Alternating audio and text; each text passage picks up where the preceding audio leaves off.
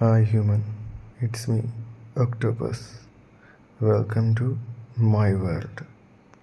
സ്വയം കൽപ്പിത രണ്ട് രാജാക്കന്മാരുടെ അടി തുടങ്ങിയിട്ട് കുറച്ച് ദിവസങ്ങളായി. ഇതിൽ മിക്കവാറും ദാസന് വിജയനിൽ ദാസന് മിക്കവാറും തൂക്ക് വീഴുമെന്നാണ് തോന്നുന്നത്. അല്ലെങ്കിൽ ദാസനെ എല്ലാവരും കൂടി ഇട്ട് ഒരു പൂട്ടും. കാരണം അങ്ങനെയാണ് ഇപ്പോൾ എല്ലാവരും കൂടെ പോകുന്നത് മുന്നോട്ട്. മുഖ്യമന്ത്രിയുടെ ദുരിതാശ്വാസ ക്രമക്കേട് എല്ലാവർക്കും അറിയാമെന്നുള്ളതാണ്. എല്ലാവരിൽ നിന്നും വിരിച്ചെടുത്തതും സാലറി ചലഞ്ച് വഴി എടുത്തതും മറ്റുള്ള പല രീതികളിലും എടുത്തതിൻ്റെ ഫണ്ട് എങ്ങോട്ട് പോയെന്ന് ആർക്കും അറിഞ്ഞുകൂടാ. അത് ചോദിച്ചവനെതിരെ കേസും വന്നിട്ടുണ്ട്. രേഖ പുറത്തുവിടാൻ അയാൾ തയ്യാറുമല്ല. അപ്പോൾ ഇങ്ങനെയൊക്കെ ചെയ്യുമ്പോഴത്തേക്കും നിങ്ങളെ പൈസ എവിടെ പോയെന്ന് നിങ്ങൾക്ക് അറിയണ്ടേ? അങ്ങനെ ഒരാൾ ചോദിച്ചതുകൊണ്ടാണ് ഇപ്പോൾ ഈ ക്രമക്കേടെല്ലാം കാണിച്ചുകൊണ്ടിരിക്കുന്നത്. എന്താണ് നിങ്ങൾക്ക് പറയാനുള്ളത്? വീഡിയോ കണ്ടു. ഡോക്ടർ പി ആണ്, പറഞ്ഞോളൂ.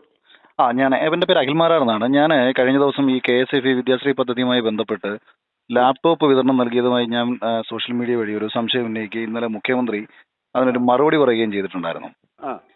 അപ്പം എനിക്ക് ഈ വിദ്യാശ്രീ പദ്ധതി വഴി ഗവൺമെന്റ് സൗജന്യമായിട്ടാണോ കുട്ടികൾക്ക് ലാപ്ടോപ്പ് കൊടുത്തത് എന്നൊന്ന് അറിയാൻ വേണ്ടിയിട്ടായിരുന്നു. വിദ്യാശ്രീ പദ്ധതി വഴി ചിട്ടിയല്ലേ കൊടുത്തത് ആക്ച്വലി? അതായത് അല്ല, അതിന്റെ കറക്റ്റ് കാര്യം അറിയാനാണ് ഞാനൊന്ന് വിളിച്ചത്. എനിക്കത് വിദ്യാശ്രീ പദ്ധതി കാര്യം വെബ്സൈറ്റിലോ കാര്യങ്ങളോ ഒന്നും ഇത് അവൈലബിൾ അല്ല. വിദ്യാശ്രീ പദ്ധതി വഴി KSFE കൊടുത്തത് ലാപ്ടോപ്പ് അതിന്റെ ഡീറ്റെയിൽസ് ആണ് അറിഞ്ഞത് അല്ലേ? അതായത് നമ്മളിപ്പം സപ്പോസ് ഇപ്പൊ 20,000 ലാപ്ടോപ്പ് മേടിക്കാൻ കൊടുത്തെങ്കിൽ അത് സൗജന്യമായി കൊടുത്ത തുകയാണോ അതോ തിരിച്ചു മാസം അടവുകളുണ്ടോ? വാർത്തയിലൊക്കെ കിടക്കുന്നത് പല ആൾക്കാരും തിരിച്ച് അടച്ചു, ഞാൻ 6,000 രൂപ അടച്ചു, 7,000 രൂപ അടച്ചു. അത് മാസം തോറും 500 രൂപ വെച്ച് അടയ്ക്കുന്ന സ്കീമായിരുന്നു. അത് 15,000 രൂപ അടച്ചാൽ മതി. അപ്പൊ സാറ് ഒരു ചെറിയ സംശയം, അപ്പം ഈ ഗവൺമെന്റ് അപ്പൊ എന്തിനാണ് KSFEക്ക് പൈസ തരുന്നത്? കാരണം ആക്ച്വലി ഗവൺമെന്റ് തന്ന പൈസയല്ല, അത് KSFEയുടെ പൈസയാണ്.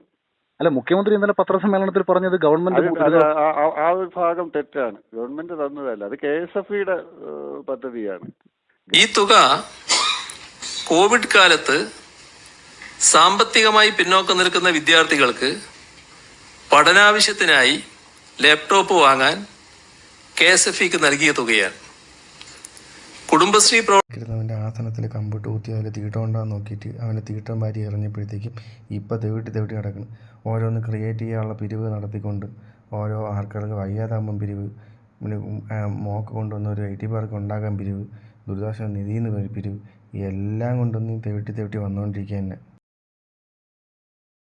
നമ്മൾ ഓരോരുത്തരും ചോദിക്കാനുള്ളതാണ് അയാൾ ചോദിച്ചുകൊണ്ടിരിക്കുന്നത്.